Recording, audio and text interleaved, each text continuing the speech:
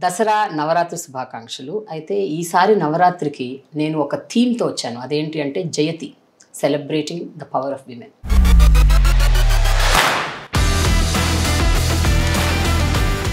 వివిధ రంగాల్లో విమెన్గా మనం ఎన్ని రకాలుగా ఏమేమి సాధిస్తున్నాం, ఎలా రాణిస్తున్నాం, అందులో కొంతమంది మహిళలను గుర్తించి వాళ్ళ రంగాల్లో వాళ్ళు ఏ రకంగా ఒక స్ఫూర్తిగా నిలుస్తున్నారు. So this is the series. And ఈరోజు నేను ఇంటర్వ్యూ చేయబోతున్న ఈ వ్యక్తి సంతాన Lakshmi.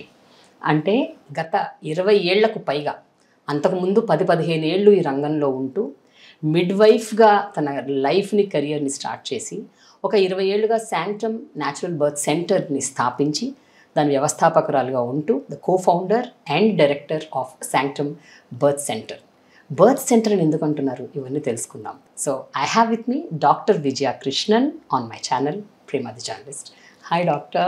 Hi Prema. How are you doing? I'm doing very well, and how are you? I'm doing super. And I love this theme. It is such a beautiful theme to talk about because we are in Navratri. Happy Navratri to everyone. Yes. And how did you come up with this theme? It's so beautiful. Just suddenly I thought of it.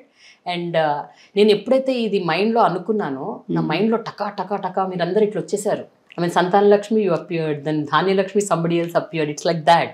So beautiful. Thank you so much for doing this and being in this space as well. Thank you. So my first question is, Sanctum Natural Birth Center. Why is it a center and why is it not a hospital? Such a good question. Actually, when we think about birth, current generation, if we go to talk statistics, typically in one day, approximately 300,000 babies will be born. Yeah. Okay. So somewhere it is the most common event that happens on earth. Yet most of us haven't seen it. Currently in the current generation, only from the lens of hospitalization. Ante. Somebody screaming, somebody shouting, somebody delivering a baby. And baby comes. Of course, it's a beautiful and happy event for everyone, wherever they deliver the baby. But mentally, where we are at is, I am going to submit myself for a procedure. If you hospital ku velte, your cardiac surgery is an event that happens. You have to, the doctor knows best. They do what they need to do for you, right? Appudu kuda we have some conversation surrounding our health, but it is a sickness. Yeah. Now we have put a healthy process, which is by all World Health statistics, 85% of all women who are delivering are healthy, normal, low risk women. That means 85% should have a good chance of having a normal delivery. Okay. And B, it is a birth, not a delivery. We all joke in this language that pizzas get delivered, not babies. Right. So, when we look at that and we say, hospital, we go for sickness. So, we are taking a healthy population, having a healthy biological process and putting them in the hospital. Okay. So when we come to birth center, we are just saying you're coming to do your own job, which your body was already meant to do. Yes. It's a God-given, nature-given, whatever you say to the woman's body, that ability to bear a child and ability to bring forth a child, both are very unique processes. Yes. And it's a biological process. So when we look at that and put the power back to the woman, you're talking about to the Navadurga in this connection. But when you put the power back to the woman, she says, I will give birth to my baby, and therefore the birth center. Wonderful. It's amazing. ఈ midwife అన్న concept మంత్రసాని అనేవాళ్ళం మన ఇంతకు మంత్రసాని. నాకు గుర్తుండి, నాకు తెలిసి, నేను విన్నది మా అమ్మమ్మ, మా నాన్నమ్మ, మా అమ్మ కూడా, మా పెద్దమ్మలు, చిన్నమ్మలు అందరూ కూడా న్యాచురల్ గానే డెలివరీ చేస్తారు. కరెక్ట్. అంటే నేను అనేది ఒక 40-50 ఏళ్ల క్రితం that was in vogue. That was what it was. Sections, C sections అన్నది I don't know 40 years back. What has changed over the years, Dr. Vijaya Krishnan? What has actually changed? Why so many sections? What we put out into society and what the society sees as most common looks like the most normal. So, ipudu Telanganala, it's one of the, you know this as a journalist, you will know this. It is one of the, in terms of Caesarean section, we top the entire nation, which is sad. And which is what it is. Current statistics tell us that for first-time mothers, 76.7 or something like that, which means 8 out of 10 women going into a hospital will land up with a Caesarean. So again, when we are talking of a bodily process, and you say that 8 out of 10 women around you, Chuttavalu, your neighbors, your co-workers, everyone has undergone a cesarean, somewhere in your mind it becomes that. Also to your own moms and grandmoms who gave birth normally, they will say, "E generation ka hodu." I don't understand this, but our generation was stronger, this generation is not strong. And even they don't want to give the power to the woman, saying that I did it, you can do it. Ulta say they are also fearful because everybody around them is giving birth like that. So they are saying, I got it, but for them, I don't think so. And why should she suffer? This is the other thing. So there are so many layers surrounding it. Last but not the least, I think the care providers are also under tremendous stress. Now, it is not saying that XYZ hospital or doctor or whatever, it's not. We are all part of a community who are all working towards giving women the best possible chance of having a good optimal outcome, right? So it's not about that, but they are also under tremendous stress because somewhere along the line, all this like really trying to minimize a process that was actually meant to get a maiden into a mom, a rite of passage into something that just needs to be completed as if a project needs to be completed, has already put them under tremendous stress. Plus we have the population, the number of people coming, the number of women. The average OBGYN probably sees about 100 OP in a day. How is it humanly possible to connect with them? Right? And how is it possible to talk to them about what are your fears? How shall we make this go forward? How do we make your lifestyle more healthy in order to make sure that you are, you are able to achieve your goal nicely, right? To me, that delivery or birth, as we call it, is only a small point in that entire spectrum of 9 months and the 4th trimester, which is 6 weeks beyond, right? But we are only focused on that one point. So we go, we get tests, we get scans, we get vitamins, and we think everything is going to be okay, but we have not prepared ourselves. Right? Then you look at what does social media do? What does the amount of digital input do? I'm so happy I grew up in an era where there was nothing. When you don't have that kind of input, you rely on yourself. You say, how is my body feeling? The average woman who walks in my door and says, how are you, ma'am? I know she's okay. Because she has then said, I feel great. I can ask my care provider how you are, And versus the average woman who is looking at every ache and pain and Googling, pain here, what does it mean? Pain here. So you have made yourself sick in many ways. ఆ రోజుల్లో వాళ్ళకి డెలివరీలు కూడా 13, 14, 15 ఏళ్ళకి డెలివరీలు అయ్యేవాళ్ళు. ఇప్పుడు మా అమ్మమ్మ, she delivered when she was 14 or 15. My mom 16. So ఆ రోజుల్లో అంత చిన్న వయసులో ఉన్న పిల్లలకి వాళ్ళకి ఏం తెలుసు అసలు? వాళ్ళకి ఏమి తెలియకుండానే అంత హ్యాపీ గో లక్కీగా టక డెలివరీ ఎట్లా అయ్యేవాళ్ళు. అక్కడ ఉన్న లోకల్ గా ఇంటి పక్కనే అదే ఊర్లో ఉండే ఒక మంత్రసాని మీద ఎలా డిపెండ్ అయ్యేవాళ్ళు, ఏ భయాలు లేకుండా అసలు ఎలా పిల్లల్ని కనేవాళ్ళు. అండ్ ఈ రోజు ఇంత చదువు ఉండి, ఇంత నాలెడ్జ్ ఉండి, ఎందుకు మనం ఇంత భయపడుతున్నాం? Exactly. I think this is such a good question. If you have a joint family, okay, generally everybody had joint families, or at least everybody used to stay close to each other. Every woman used to get pregnant almost every 1.5 to 2 years. Again, what are we looking at? Remember the first thing I talked about? It was a very seen event. There was no mystery about it. Exactly. So, I will get pregnant. I will get pain. First of all, first 3-4 months, they will not even know they are pregnant. Because there was no test. Ippudu 28 days we are looking at the strip and saying, you wake up, you roll out of bed and you say, oh my God, I'm pregnant, so I need to go to the doctor. First of all, they didn't know that much. By the 3rd month, if they had skipped, many of them were breastfeeding for so many years. So then they would get some symptoms, then they would think they are pregnant. And then so basically to them it was, I will get pregnant, I will have pain, I will have a baby. They made it so normal that they would work till the last minute in the home.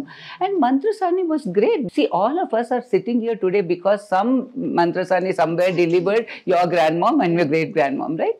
Now, when I talk about my grandmom, she had my mom when she was 16 as well. She gave birth at home, and the story goes that the Mantrasani came and my mom was coming feet first and she turned her and gave birth. So I don't know how much of that is true, but that's the story. So అంటే ఎదురుకళ్ళు బయటకు వస్తే ఏం చేసింది లోపల తోసేసిందా? or maybe she actually extracted the baby. So whichever way it was, that was the story, right? Many of them never lost babies. They were very skilled with their hands.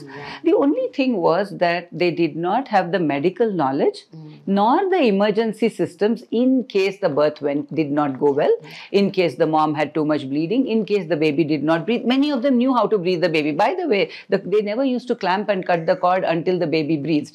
They knew that the cord was the G of the baby, that it would send oxygen to the baby. So they had the handed down wisdom, but they did not have the medical knowledge and support, which I think when you have a scientific mind, you should understand that when science progresses, it brings with it its good things. So to go back and say, let's birth in a cave, not use the medical, backup systems for safety at all, doesn't make sense. So we use it. But going back to the grandmoms, that's how they gave birth. And who was around them? Their mum was around them, their aunt was around them. They all knew that appudu they have to give something to eat and drink. Vedi vediga idenu tinnali tagali. They would give hot water showers. So anni comfort measures lo, and in a known surrounding. Correct. Remember? So the known surrounding lo fear ledu. So again, pain and fear are like two, best friends, unfortunately, right? The more the fear you have, the more you will feel the pain. And the more pain you have, the more fearful you will become. Entasepu, how long to bear it, what is happening to me in our body, and all the questions have come because of social media. So all these things put together, and this generation specifically, there is this huge thought that birth has to be painful. But birth doesn't have to be painful. ఈ భయం అయితే ఉంది, చాలా మందిలో ఉంది.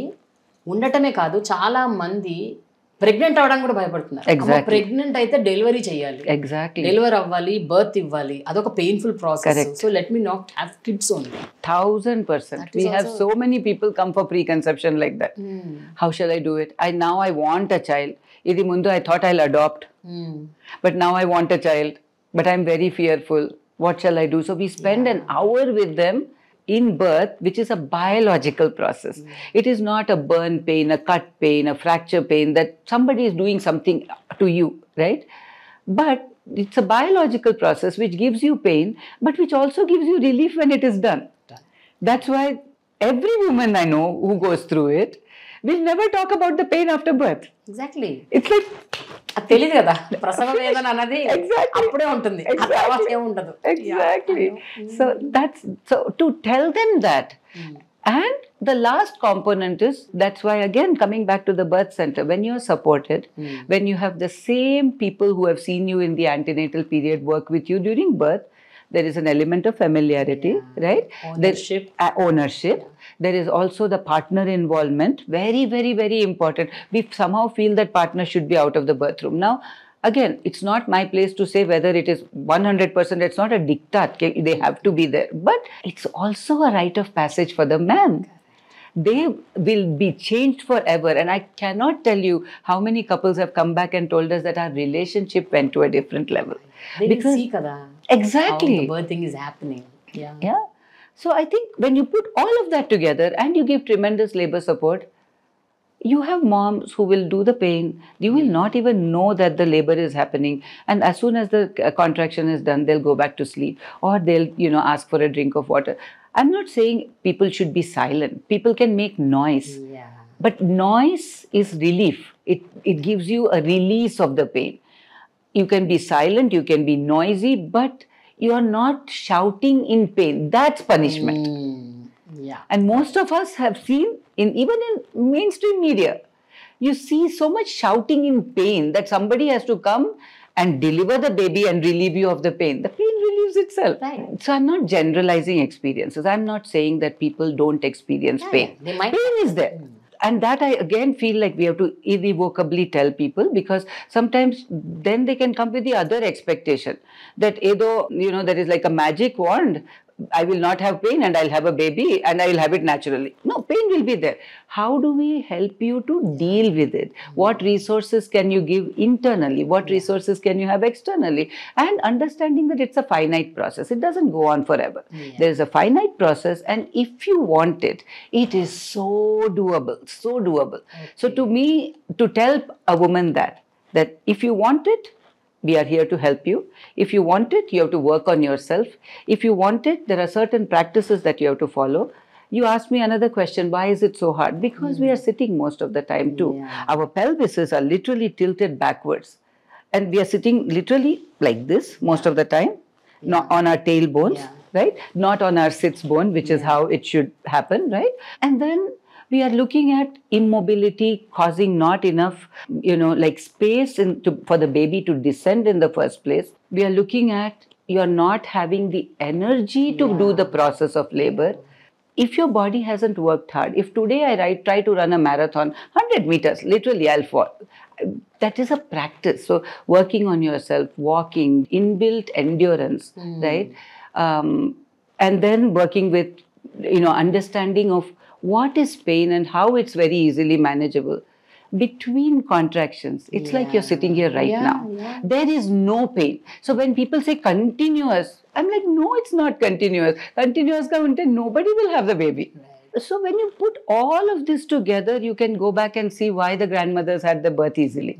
They went to the village well. They sat on the floor. We don't have Indian toilets anymore. They are called Indian toilets, but we don't have them anymore. Right? A pregnant woman, how many times she uses the bathroom? 10, 12, 15 times at least. Finished, no yoga is needed, right? Last month they would say, Udsi tudu ani. Exactly. So you would go on your hands and knees, that's your cat cow, right? But now we have mops, 6 sticks, Robovacs, Instamart to deliver everything, and that's how we expect the delivery, Insta delivery. What has happened to that midwife culture? ఏమైపోయింది sudden గా ఎక్కడ మాయమైపోయింది? When did you realize that it is needed, it is a need of the hour? So what has happened is, in the Western culture, midwifery has been preserved to some extent. Ippudu UK lo chuste, there is a strong midwifery background. So there is like an ARCOG, like a Royal College of Obstetricians and Gynecologists. There is a Royal College of Midwives. There is a huge workforce. So they never lost the midwifery at all, right? Though we still have dais, we have driven the dais or the mantrasanis to the ground because of whatever fears, no home birth. Yes, the government has tried to make it much more safer.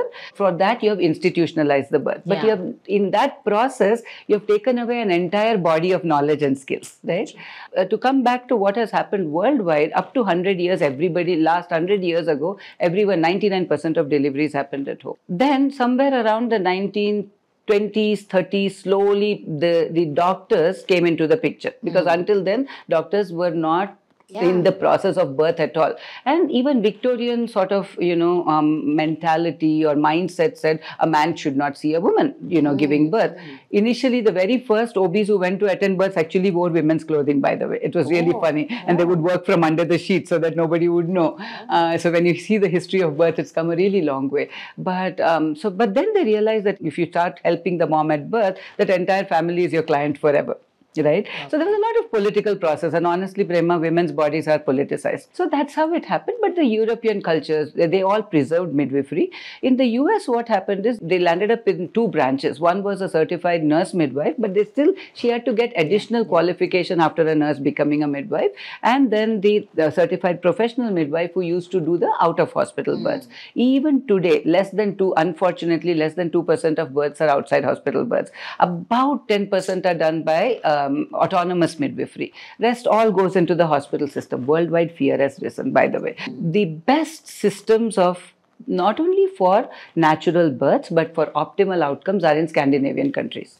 So Netherlands, Sweden, that's where midwifery is completely integrated into wherever you give birth, hospital, home, wherever, you will still have access to the midwives. That's where the best outcomes are. It's amazing. Right? And that's where the lowest C-sections are. Yeah. 10%, 11%, if you go beyond that, there'll be an inquiry. Why do you have a C-section? Right? Okay. And these are also dealing with higher risk, births as well. In India, what happened is we had a very strong midwifery system, and it was part nurse midwifery also. But once the British left, it all went completely down.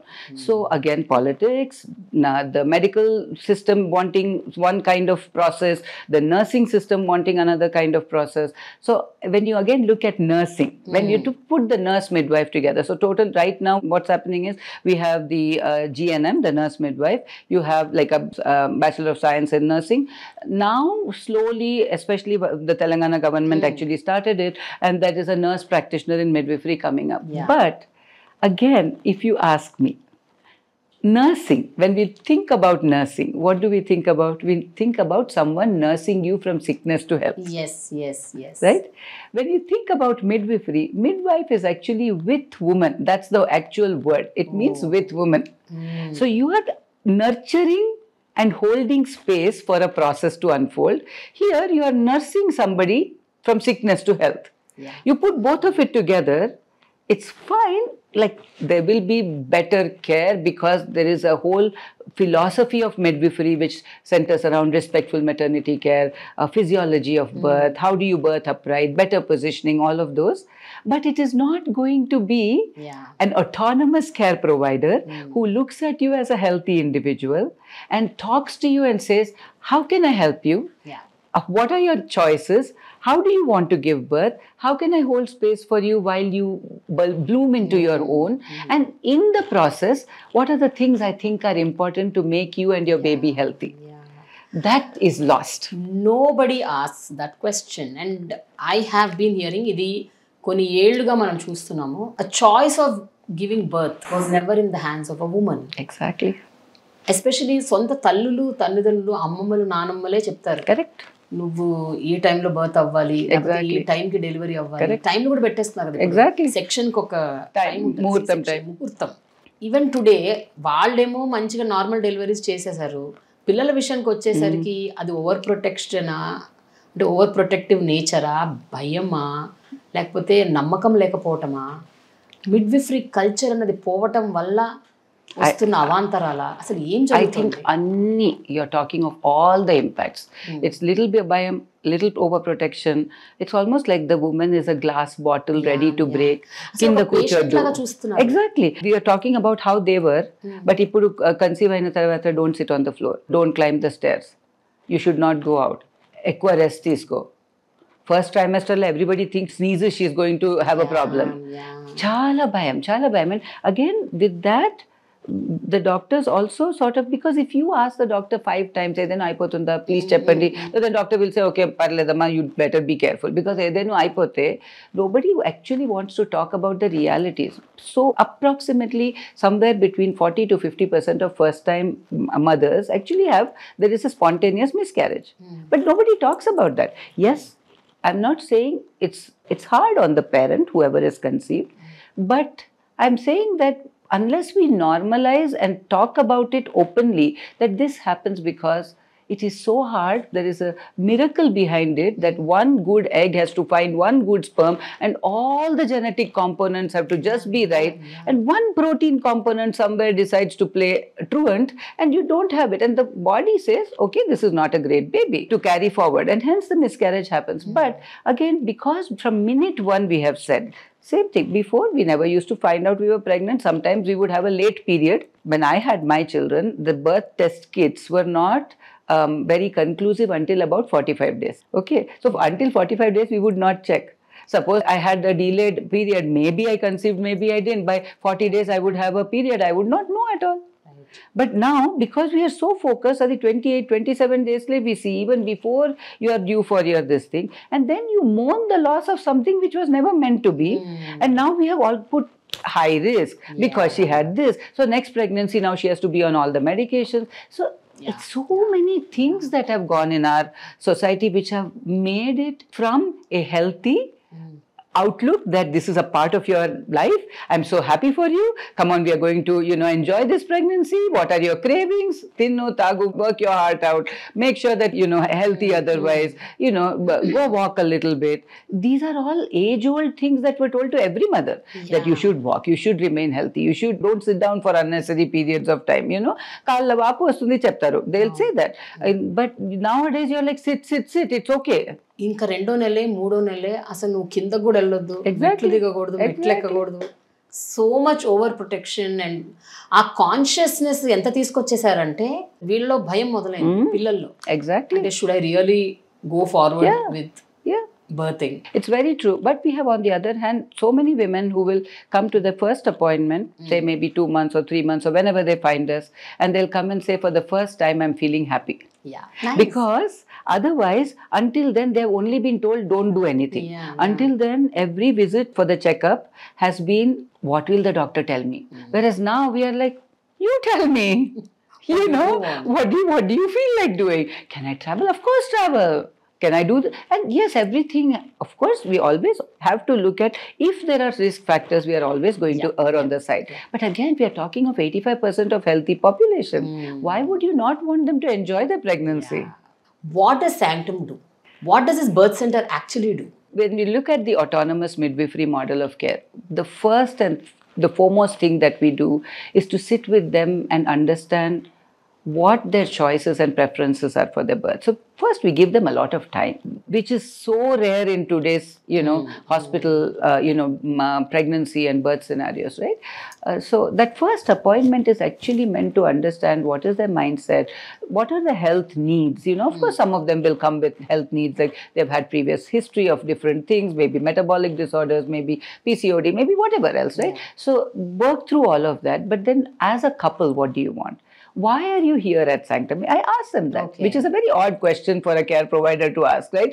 I'm pregnant, I'm coming to have a baby, right? But why are you here? Because I think when people come to a place of birth and say, I'm coming here because I just want normal delivery. I heard from 1, 2, 3 people, I saw your Instagram page, I think you give normal delivery. It's neither mine to give nor to take, right? So my talk to them at their first meeting is to primarily say, it's your body, it's your baby. You have to want to go through this. I can't drag you through this process. The seeds that you're sowing today for your health are going to be felt across generations. There are certain principles of health, which again, all of us know, generally pregnant or otherwise, that healthy lifestyle, right? Are you willing to put in that effort? Are you willing to walk? Are you willing to invest some time in doing physical activities, yoga, things like that, which will actually help you, not only from a physicality, but yoga to me is another thing, right? We learn breath work in yoga. What is the single most important tool that a woman can have during labor and birth? Breathing. It is a tool that no one can take away from her, whether she births in a government hospital or whether she births at a 5-star center. That's one tool that no one can take away from her. It is something that she has internally, which when you don't have, you feel pain. But otherwise, you actually know and manage with the breath. Breath also helps you to calm down. Okay. It helps you to slow down. We are all running a mile a minute. How many of the women don't have a minute for themselves? They wake up, go to work. We are all working women, you and I, right? We have our own this thing. But it allows you to slow down, right? It allows you to say that, what is my body feeling like right now? Nobody has asked them to feel, how are you feeling? Where is the tension in your body? I can tell you, you and I right now, we are probably carrying tensions in our shoulders. It's all our emotions that are held in the psoas muscle. All the things that we have been told as the feminine.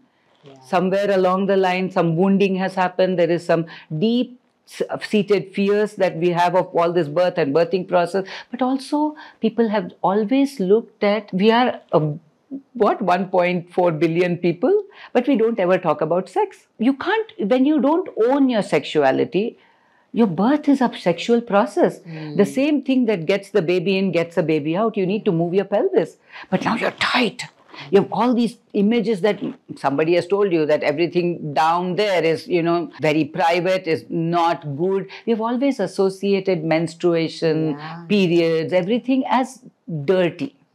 Even the rituals we do after birth, for example. Again, I'm not saying do the rituals or don't do the rituals. I'm just saying everything is associated with sab kuch, everything bad has to come out. But this is a life-giving force, right? Yeah. And so when you're not owning your sexuality, there are so many tensions around that. You're told never to have intercourse. You like have there are so many couples who have the one time that they have conceived, and then one goes to mom's house, one goes to stays with them, they don't meet. And so how do you give birth? You have to be, there has to be a part of you which has to be open, accepting, and mentally, physically connected to open up to give way to the baby. When you sit in the clinic and talk about all this, you suddenly see this spark of light. Okay, this is what I'm here for. Then the second thing we talk about and do at a very, very, I would say cellular level is respectful maternity. It has become a jingo and a slogan now, but what is respectful care? Respectful care is actually understanding what you as a woman want. Okay. Right? Yes, family will say so many things. You talked about this. They don't have the authority to even choose where they will give birth. Somebody will say, well, Lali, they go over there. Yeah. So coming, what do you want out of your birth? Then they will come, oh, I'm fearful of this, I'm fearful of that, this is what, but I do want a natural birth. I've never, some will say, you know what, from the beginning, I've always relied on natural remedies. I don't take medicines, I don't want it, but I don't know how this will happen. Everybody around me says that epidural is a must, but I don't want a needle poking through me. All these things slowly will come tumbling out. Partners sometimes will look like this. Many times they are very interested. Honestly, now there are more and more partners who find out about us and bring the women in, which is amazing, I feel, That's right? very good. So is it inclusive? Like, my question is, when some woman walks in seeking for a natural birth, are you including the husband, the partner? 1000%. And making him also understand the entire process? 1000%. Absolutely. And so we do classes. Those, in fact, in India, when we started with Lama's classes. But we do the classes. And after the class and before the class, there's a huge difference. When the parents come in, the husband will say, oh my God, I never thought this much I have to know about birth. I thought I would, because what we have reduced the men to in most birth surroundings is a driver. You walk in, you drop the mom off, you sit outside. There are still so many places where the husband's not even allowed to go into the consultation room. Still, we are talking of 2024, and still sometimes the husbands are not allowed into the room. Many of them not allowed into the labor room. But forget about that, unless and until they want to be there. And if you tell them that, you know what, when the newborn is born, if you, the dad, actually says, hi baby, that newborn will turn and look at you because there is something in the tenor of your voice that they have heard before which makes you look at them. There is a moment, there is a spark. They'll say, why don't I want to be with this mom? Emotional. And then they hear the first heartbeat. Before they have come to us, many of them have not heard the first heartbeat. And they're like, I offered them, do you want to record it? They're like, can I? It's your baby. Yeah. So many of them, after the talking part is concerned, they'll say, should I go out? I'm like, yeah, it's your baby. There's nothing you're going to see here which you have not seen before. So yes, having them as an integral part is so important. Now that doesn't mean we force partners to be in there. You tell them that you We can tell them, you can if you want. Or we tell the mom, choose a birth partner who will be understanding of your wishes, who believes in the same philosophy of natural birth as you, who is not scared and who is willing to encourage you like anything when it comes to labor and birth. So that then allows the mom to have some time to think about things, right? One thing, Prema, the average woman today spends so much time in researching breast pump and baby stroller and maternity photo shoot and everything else. Why will they not want to spend the time to think about one of the most important events that is going to happen to their body? It makes no sense to me. So any woman who wants to do that work is what we work with at Sanctum. Now, if you don't want to do that work, there are women, I'll tell you this also, there's funny things. There are women who will finish their consultation and they'll call my reception and say, you know, I love talking to Vijaya ma'am, but she didn't even give me a test or a scan. Well, that's what you're coming here for, right? So, for some, and again, to me... And if you don't give medicines also... Exactly. It's also an issue. That's a very big issue. Why haven't they not given me medicines? For the first 3 years of our birth center, I didn't even have a prescription pad. Because I can write a multivitamin on a piece of paper.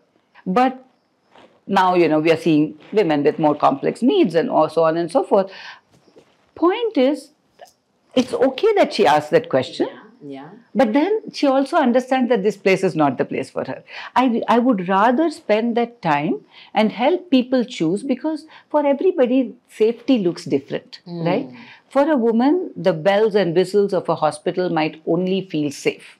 And for them and that couple, that's where they should go. Yeah. And for others, that hospital environment might ring alarm bells and they might get anxiety. And so we help them say, if you want this, you have this. Okay. Plus, we are a hospital. So it is a birth center in philosophy, in everything that we provide. But we are a registered hospital in the fact that we have, you know, our entire staff, our OBGYNs, our operating theatre, everything is there. Our pediatrician is a neonatologist. Yeah. So we have the safety net. Honestly, that's the easiest thing to do. Okay. 10 steps from the room to the operating theatre. Right. So, The harder thing is to actually wait and hold space. see, you've been here since 20 years, almost. In yeah. this 20 years, you had hardly done 2,000 deliveries. 20 years and 2,000, just 2,000. Yeah. The midwifery model of care, the autonomous midwifery and the one-to-one care that we practice was never meant to be mass market. Yes, by having a lot more midwives, more like the autonomous midwifery that I'm talking about, in the system, we would perhaps be able to do a lot more. Okay. But we don't have the pathway for that. The government is yet to create that pathway. They are only doing the, the nurse midwifery pathway right now. So it becomes hard for a small place like ours to give the one-to-one care. In fact, beyond a certain number, of course, we are a hospital. So if anyone walks at the last minute, I'm not going to say, no, I'm not going to provide you care. But we sort of plan for not more than a certain number of births. Because somewhere along the line, A, I can't spend 1 hour with a mom when she comes in for a checkup. B, I cannot provide even if 4 or 5 moms are birthing at the same time, which happens time to time. Birth has its own, like feminine, it has its own ebb and flow. Some months will be more, some months will be less, some weeks will be like we'll have 5 births going on one day and then nothing the other week, right?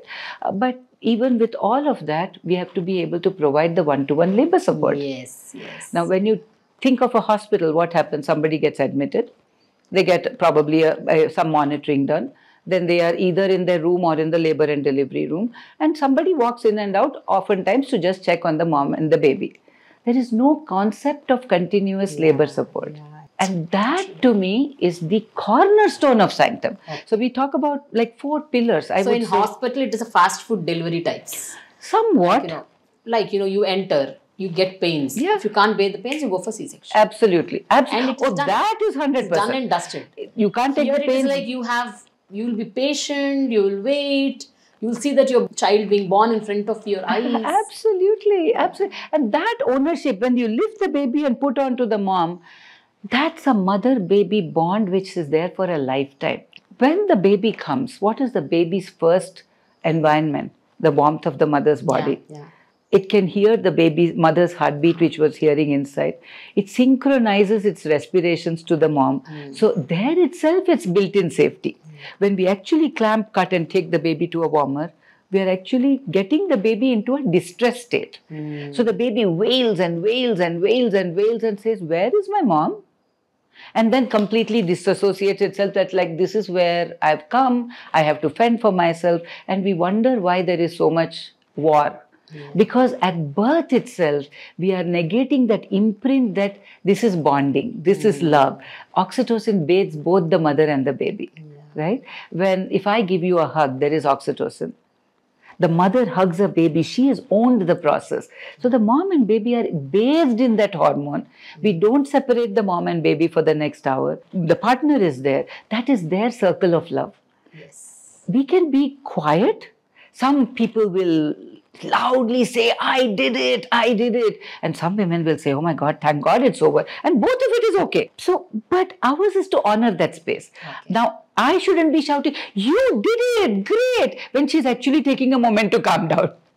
Right? Okay. And there is so many things that you learn from just being in the room. There was this one, I've had so many beautiful births. I mean, I can talk and talk about the births, but there was this one birth where the mom had her baby and she was just, sort of with the baby, looking at her and just quietly talking and so on and so forth. And the husband says the song. And so she sings this song. for the next 3 minutes, which is what she has been singing to the baby in the womb. Oh. And there were probably 6 of us, and we were just in that moment, there was not a dry eye in the room, right? And she to the day says, there were so many of you, but I never saw any of you. Like I was with my baby. Yeah. Like that was our moment. You were there. We knew you were there. And we were there because to watch out. Safety is important. You can't let the mom just say, okay, she's singing, I'll leave the room. We have to wait to see if there's any bleeding, any whatever, right? But I think those moments are what? Yes. And how do you do that for 10,000 births? You can't. At some point, I wish and I hope that we go towards the autonomous model of care where there will be more midwives trained in this model where we can cater to a larger population. Because honestly, every woman deserves the birth. And to me, birth is a great equalizer. Correct. The woman who's a daily wage laborer and the queen all birth the same way ultimately. It's a great equalizer. Should we be giving both of them the same support? Absolutely. Should we be giving both of them the same care? Absolutely. Should we be asking them, what do you want to eat and drink? Should we be telling them, you can do this? Absolutely. Yeah. But for that, we need a cadre of people who are trained in this model to visualize birth as a physiological event unless otherwise proven. Yes. The medical model visualizes delivery as a risk unless otherwise proven. So now we have two completely opposing models. And you can't do the risk model and the physiological model together. So currently, what do you think? How many midwives are needed? Oh, a lot. Trained midwives are needed to cater to the population that we have. At least approximately? I would say at least for our population, at least starting off with 50,000, at least starting point. Okay. That's a starting point. But worldwide, I think there are 800,000 are lacking. That's the data. 800,000 midwives are lacking. To keep birth safe and optimal as it is. I think the countries that have done really well, Indonesia has done really well. They have a fantastic cadre of midwives. Philippines has done really well. They also have large birthing populations. They have done really well. Even our neighboring countries, Pakistan has midwifery. Really? Bangladesh has midwifery, Sri Lanka has midwifery, and all the countries which have adopted midwifery have automatically made it a better birthing experience for the women. They have their problems. Is our healthcare and are our maternal mortality and newborn mortality statistics much better by institutionalization? Absolutely. But I also feel that unless you land up with good midwifery systems which work alongside, because I feel like we are the doctors for natural birth. Remember, they are the only profession who does a gynec surgery, does a Caesarean, and is still expected to sit at a birth. How is it possible? Your nervous system will not allow it. If I'm running from one emergency to another, I'm not going to be able to say, it's okay. I mean, people still do that. I'm not saying people don't, but I'm just saying that's not a model which can give the woman the space to do the work, the time to do the work, the patience to do the work, individualize the model of care. That's the other thing. Water broken for one mom may need an emergency C-section. Water broken for another mom might mean 24 plus hours of waiting. Water broken for a third mom can be even 72 hours after breaking of bag of water. How do we individualize that in a system which is running to catch the risk? No way. So what I understand now is, in every hospital or wherever this birthing is happening in any institution, right from the primary healthcare sectors, I think there should be a system where midwives are there. Absolutely. And they first start taking care, understanding the body of the women and take care of them till the birth happens. And in case anything goes wrong, then the doctors enter into the place. Absolutely. That's the model Sanctum has been. In fact, we pioneered that model. How many midwives are there in Sanctum? Right now, we have 3. But again, like I said, it's very hard to come by, right? And then we have a full-time OBGYN who, other than my partner, of course, who is also, I like to call her a midwife in disguise because she really likes to work in this model of care. There has to be a certain mindset for this. Not everyone will want to sit and wait and rub somebody's back when the need arises. So we have that. For the purposes of the kind of volumes that we see, I think we are functioning at a reasonable amount. Would I like to have 1 or 2 more for the volume? Yes. And should we want to expand? Obviously, we need a lot more. Okay. Tell me, how are the labor rooms in Sanctum? Are they just like hospital rooms or are they a little different? Very, very Right from different. The doors, windows, beds. I want you to tell me, how are they? How do they look like? Actually, it looks like your bedroom. Okay. So very, very, very, very simple. We also did not want to, it was a very hard thing for our architect to visualize. Like we wanted this place which was also could work as a hospital but needed to be a home, you know. So it was a big thing for them to visualize. Yeah. So we also needed to make sure that all the elements of disinfection and cleaning and all those things that need to happen. So we had to select materials like that. But honestly, it feels like a bedroom with a bathtub. Mm-hmm. We have a simple bed. In fact, even attender cots and beds are pushed away so that during labor, the bed doesn't become the centerpiece. Yeah. You walk into a hospital labor room, what's the centerpiece? A labor bed, right? So it's just it's a very simple. Actually, if you walk in, you will say, I'm supposed to give birth here. Where is the medicines? Whatever is needed is stored away. But primarily, I think that again comes back to the woman feeling safe. Okay. Like, where do you feel safe? In your own bedroom. For the most part. So you feel safe there and you come into a space which is also told you that that's how it'll be. The people surrounding you are there to support you and encourage you. Yes, we monitor the baby. We have the handheld Dopplers. If we need to, we have the usual shebang with all these wired systems of monitoring. But otherwise, it's very, very simple. Yeah. And very consciously, we didn't create a 5-star birthing experience suite. Okay. We didn't want to do that. If you want to have a 5-star experience, go to a hotel. Here you're going to work hard to give birth. Yeah. So a lot of places now have, beautiful wallpaper and offering, catered menus and things like that. But you're not still empowering the woman to do the work she came to do. Right? So I feel that's the component we bring into. If I were to describe it, it feels a very happy place. You're saying about those big rooms, which colorful wallpapers and all. I think they are all catered to the attenders who come. Absolutely. 1,000%. Going for the labor. Because she doesn't care. Honestly, she's like, get my baby out, right? Exactly. Totally agree. I never thought of that, but you're right. I think you're absolutely right. Exactly. But yeah, so do you play music also? Do you play some songs while the delivery is happening? In case the girl... Again, we ask her to make a playlist of her own. Okay. Because I feel I can play music, but that might sound jarring to her. Okay. My music is not her music, and sometimes she'll have a playlist and she'll say, shut that off. She'll get angry also. Don't want that. And sometimes it'll be nice, Bollywood music playing there, So I think we do tell them when we talk about their labor prep at week 36, 37, we say, these are the must-haves. Honestly, you can come like this and give birth. We don't need anything. But if you want to have these other things, you need to have. And then there are the nice to have. We ask them to bring their own bed sheets if they want, their own pillows. Because I feel like, again, you feel comfortable with a certain pillow, you're going to feel much better, right? So sometimes they'll bring a picture of their own guru, goddess, they'll put it on the wall. Sometimes they'll bring small lights to string up. So we don't prescribe anything. Ye sab hai. You do what you want to do. Okay. Make it your room for the day, you know.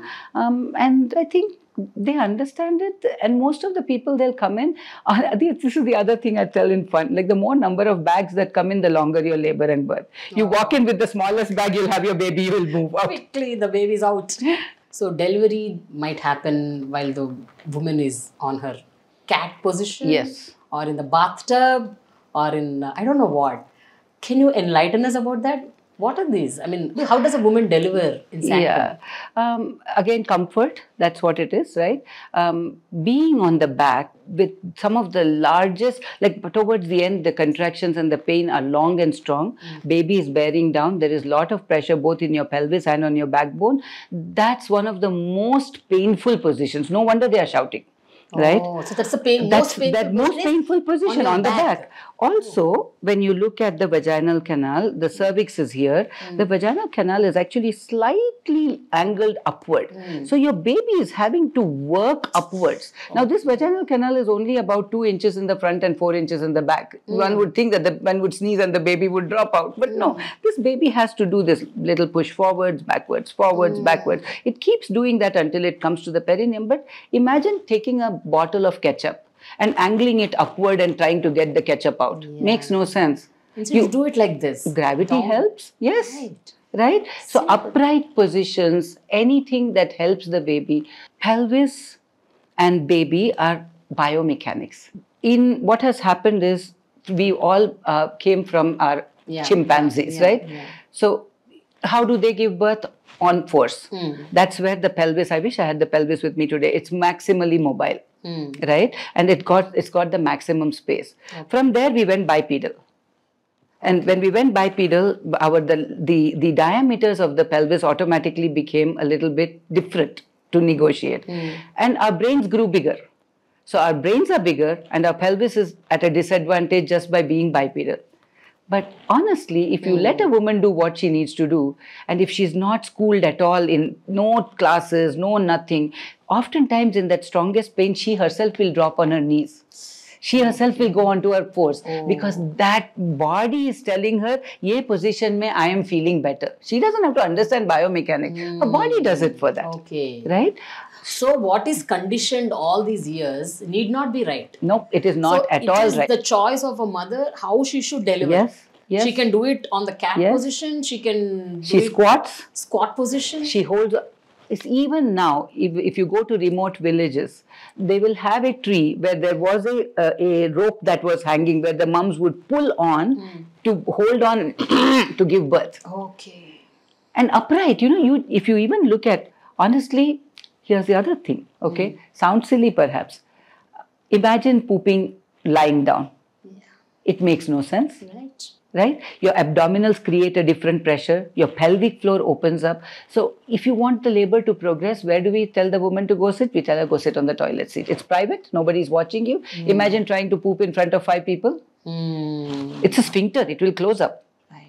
If you're in a bathroom and somebody suddenly opens the door, you're going to close up. Right. So you're on a bed in a position which is non-conducive, which is maximally painful.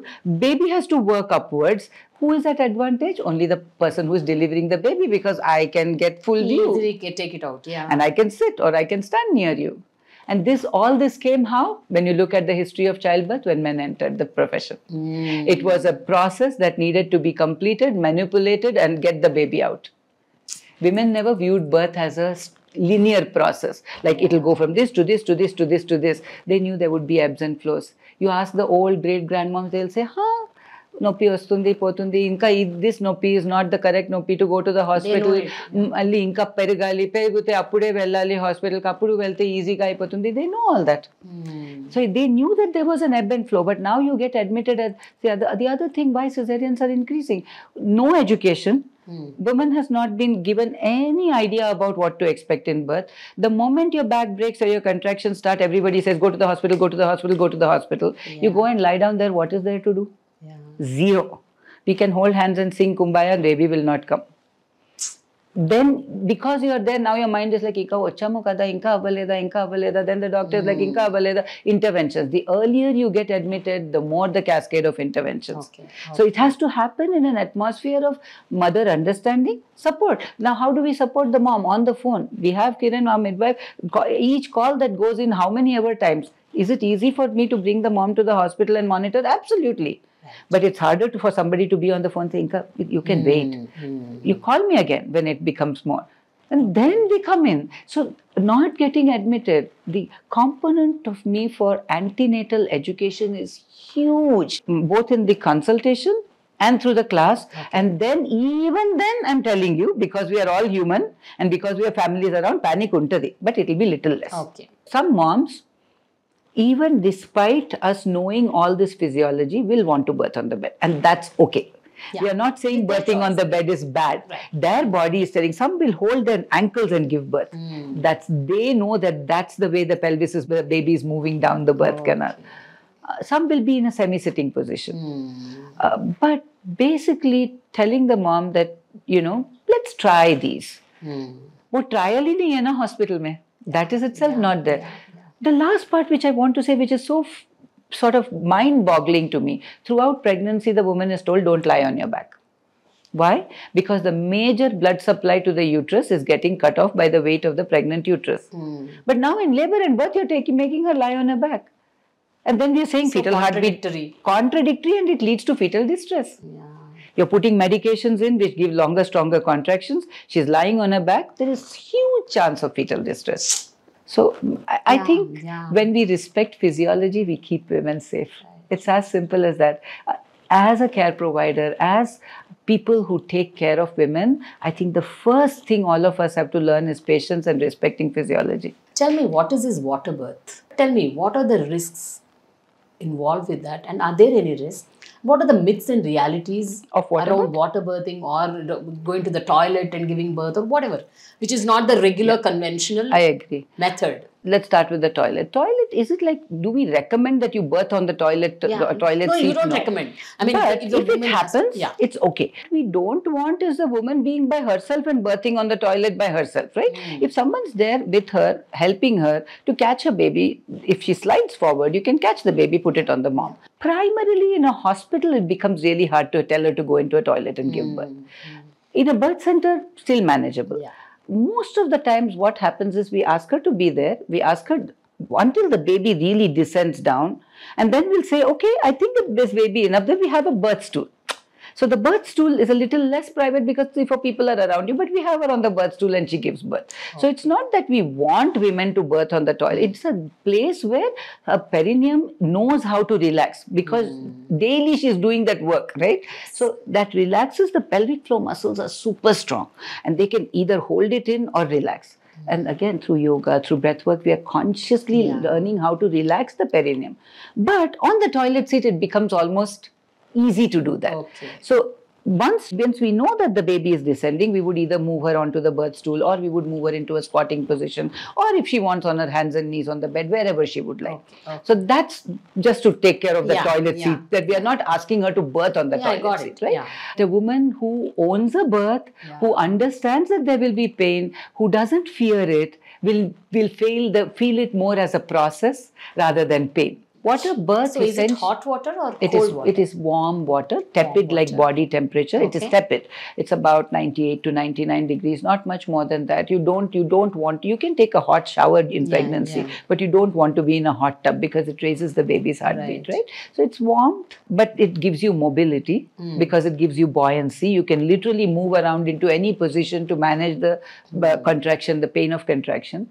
And then for the baby, it also becomes a very gentle way. It's inside, it has been inside a womb with water. It is accustomed to the water inside, the placenta. It comes out very, very easily. And the myth surrounding it really is that the baby will drown. The same thing that happens in the womb. Why is the baby not drowning? Babies don't breathe. The process of the first breath happens when the baby's face touches the air. There are some receptors which then signal to the baby. There is a pressure differential and the temperature differential actually signal to the baby to take its first breath. So the water, there is no breath. So even if the head comes and it takes up to the next contraction to come, the baby is not going to breathe. It will breathe only when it's brought out. Right? And it's not as if you're floating the baby in water. We're bringing it out, putting on the mother's chest. So it's gentle on the mom, gentle on the baby. Some people will say, I want support. Some people will just hold your hand. But it is essentially a mother-driven process again. So it works out really beautifully. Do I feel that every birth should be a water birth? Absolutely not. So same as we don't say nobody should birth on the bed, or we don't say that cesareans are bad. We only say that use what feels comfortable to you. 90% of our women who are birthing will go into the water for pain relief. Okay. About any given year, somewhere around 20% to 30% will have a water birth. Some years even less. So we are not saying that water birth is the best, there's no hard and fast the rule. only way. Again, people from social media think, I'm coming to Sanctum because I want a water birth. And I'll look at them and say, sure. But let's talk about the other 900 things before that. And then if you want to give birth in water, it's okay. It is so heartening and enlightening actually, Dr. Vijaya, to know about all this, because all this while we knew there is a normal delivery, there is a cesarean delivery. Correct. These are the two things we know. But the normal delivery is always associated with the terrible pain and lot of misconceptions. Here is you who's telling there is pain, but you will enjoy the pain. I mean, the process you will enjoy. 1000%. With the help of so many benevolent souls like you. Oh, thank you so much. There are midwives, there are nurses, there are people like you who keep talking, telling, caressing. Thank you so much. Thank you so much. I think that makes the work easier. I think it's a privilege to watch a mother becoming a mother. It's a privilege to watch a family becoming a family. that space becomes sacred for all of us. That moment of birth, I know what to do if things don't go well. But there is so much that actually goes well because that's how the universe intended it. So there is that space of awe, there is that space of divinity that mother brings to that moment. There is the mom who is the Shakti, there is the baby who needs to be born, and there is this universe that comes around her to say, you can do this. Women have been doing this for generations. Let's help you do this and have that space. So many women who have not had voices before will go on to do so many. I am so amazed at the mothers who have birthed with us. So many have shifted professions, so many have changed, careers, so many have gone on to work on sustainability, homeschooling. It's almost as if something has awakened in them. Like that, whatever you call it, the divine Ma Shakti has awakened in them. Then they're like, I made this choice, I did it, and now I can do everything else in my life. I'll tell you, women will say, okay, this is really funny, right? Throughout, especially at the end when the pains get very strong, they'll say, ma'am, thoda sa break ho na. Ma'am, I just want to sleep for some time. Thoda sa mujhe sleep. I want to sleep a little bit. I'm like, yeah, you're sleeping in between the... Nahi, thoda aur ho na. Okay, now this happens, right? Suddenly, when the baby is born, the woman can't sleep for the next 3 days. It is that enormous, that excitement, the hormones that have come in. She is wide awake. She looks at the baby. I did it. Oh, I did it. And I am telling you, who are we to take that away from her? Like, I feel that's the sacredness of the process, that we have to stand there and say, I am here. If things go wrong, I know exactly what to do, what to activate, get you into the next level. But otherwise, I'm going to help you have, it's off your body. Just here to facilitate. Absolutely, that's the word. It's off your body, by your body, for your body, to bring your own baby out. What can be a better thing than that? To me, that's the amazement of it all. I think that's the reason why you named it Sanctum. So Sanctum is sanctity, divinity. It's the Sanctum Sanctorum, the Garbhagudi Chattamukada. That is it. So that was what it was named after, that it is a sacred space for women to give birth. Wonderful, Dr. Vijaya. I am so happy that I'm doing this with you today. As a woman, if I have to ask you one question, what is it that really women need to know and understand about their body, and how do they overcome the fears? So what do you have to tell all of those women?